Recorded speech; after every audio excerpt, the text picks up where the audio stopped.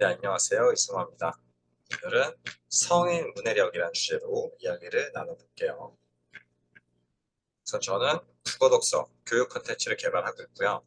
어린이, 청소년, 그리고 성인까지 다양한 문해력을 연구하고 있습니다. 그래서 기본적인 이런 교육부터 미디어 읽기, 그리고 이런 성인들의 문해력까지 리터러시, 문해력에 대한 다양한 연구를 진행하고 있고요. 책도 많이 썼습니다. 요즘 포인트 중에 하나는 비즈니스 문해력이에요.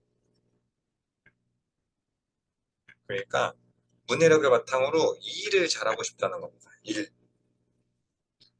그러니까 수능, 뭐 내신 국어 이런 공부로서의 개념이 아니라 내가 생활하는데 특히 일을 하는데 성과를 내는데 문해력이 중요하다는 것을 인지하기 시작했어요. 그래서 많은 회사들이 다시금 독서 경영, 책을 지원하고 책을 읽게끔 문해력 향상에 포인트를 주고 있어요. 그럼에도 불구하고 어떻게 확인할 것인가에 대한 고민들이 많이 하고 있고, 제가 몇 년 전에 이런 거에 대한 컨설팅도 같이 했습니다. 살펴볼게요. 무엇이 책을 잘 읽고 무엇이 문해력이 뛰어난 것인가에 대한 기준이 조금씩 다를 수 있어요. 그래서 보시면 좀 빠르게 속도, 좀 많이 읽고 빠른 시내가 변하는데 거기에 맞게 다양한 책을 습득하고 부지런히 읽고 싶다. 좀 성격이 좀 급한 현대인들에게 많이 일어나는 니즈고요. 그리고 내용을 잘 기억하고 싶다. 읽어도 금방금방 까먹는다.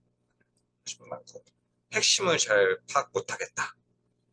산만하다 하시는 분도 많고, 그리고 이런 창의적 인재의 필요성을 생각하는 힘, 이것을 키우고 싶다. 도 많고요. 그리고 결국 내 마인드부터 해서 정서적 안정부터 해서 내 삶을 좀 잘 살고 싶다. 이런 고민을 하는 분도 있습니다. 이런 것들이 다 하나의 척도예요. 문해력, 독서 능력으로서의 척도인데, 보면 이것을 위해서 많은 기업에서 다도관 컨테스트, 너가 몇 권을 읽었는지, 몇 권을 읽었으면 그만큼 뭐 마라톤으로 체크해서 거리를 체크해서 상을 준다거나, 몇 권 이상은 다도관 상을 준다거나, 이런 캠페인을 많이 하죠. 그리고 내용을 잘 기억하고 있는지 확인하기 위해서 퀴즈를 많이 내기도 합니다.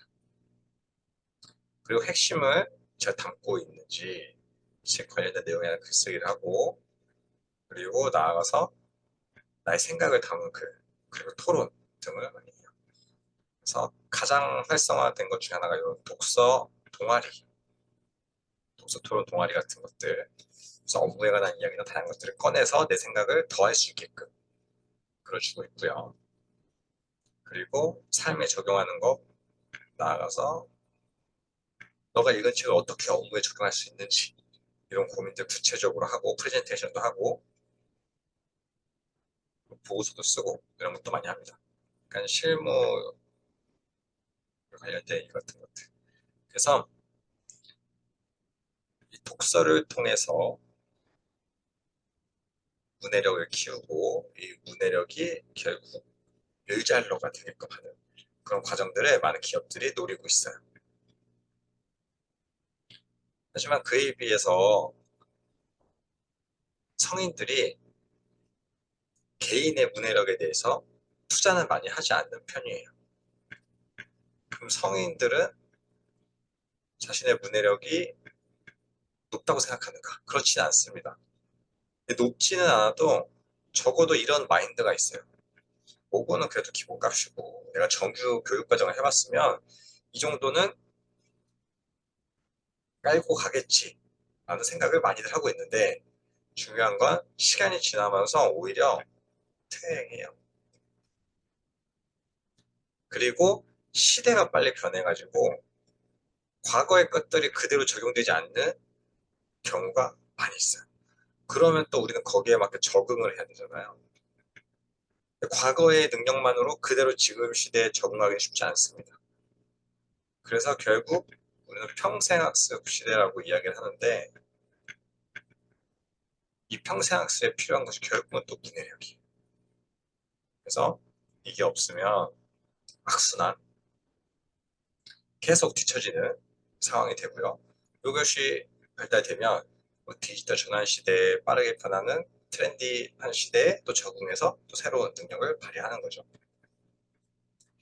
이게 뭐 꼰대들 막 나이 드신 분들, 부장님들만 의 이야기 아니라 대학생 때만 해도 와 이거 수능 때 빡세게 내 스킬적으로 점수 땄던 것과는 다르게 대학교 와서도 주체적으로 뭔가를 배우고 그리고 회사 취직해서 사회 초년생으로서 뭐 업무 능력을 키워나가는데 굉장히 큰 장애물.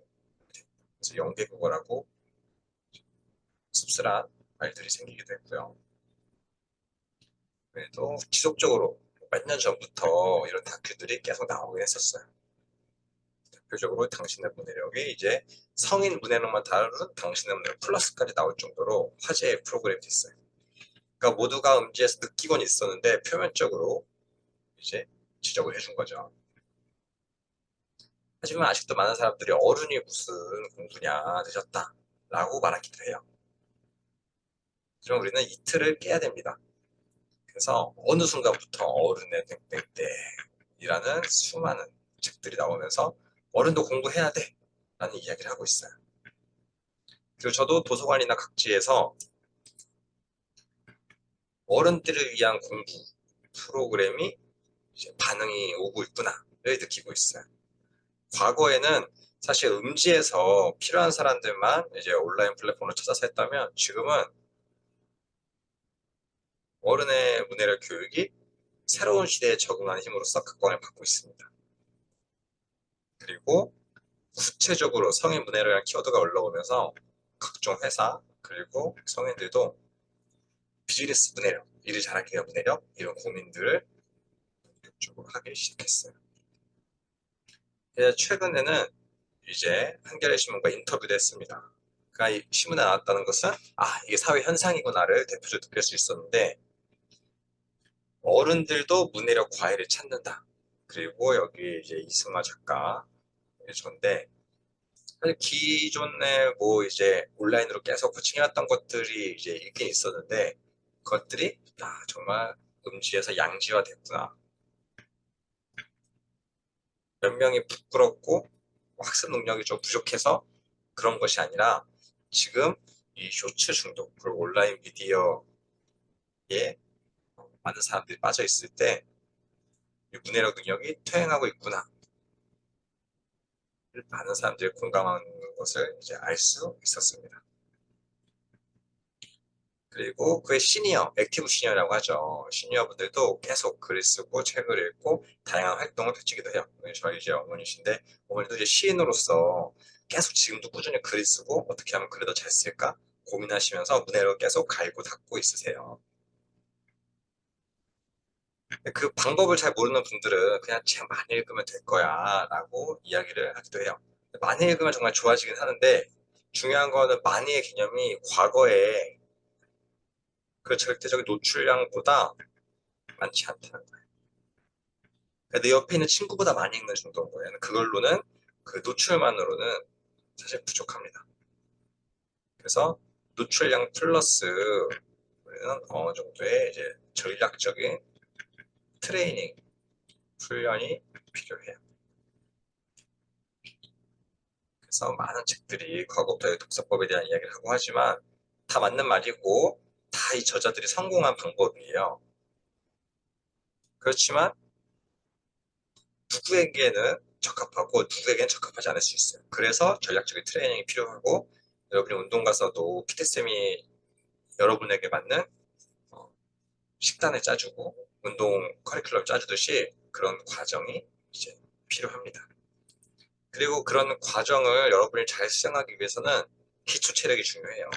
기초 체력은 균형 잡힌 독서와 이제 정독한 힘 이런 기초를 다진 이후에 여러분들이 빨리도 읽고 깊이도 있고 여러 가지 골고루도 있고 할 수가 있는 겁니다.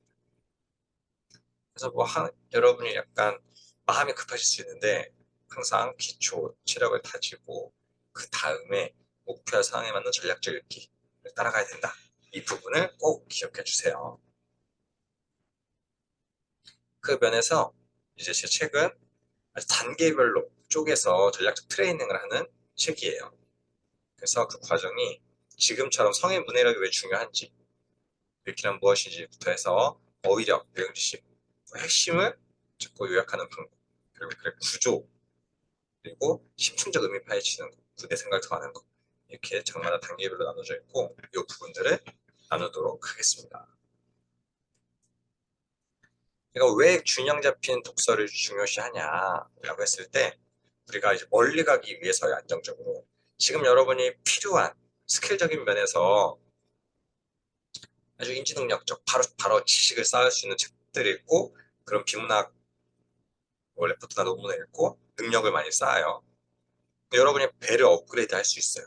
여러분의 목적지까지 가는데 배의 성능이 굉장히 중요한 역할을 합니다. 그래서 여러분은 되게 빨리빨리 갈 수 있어요.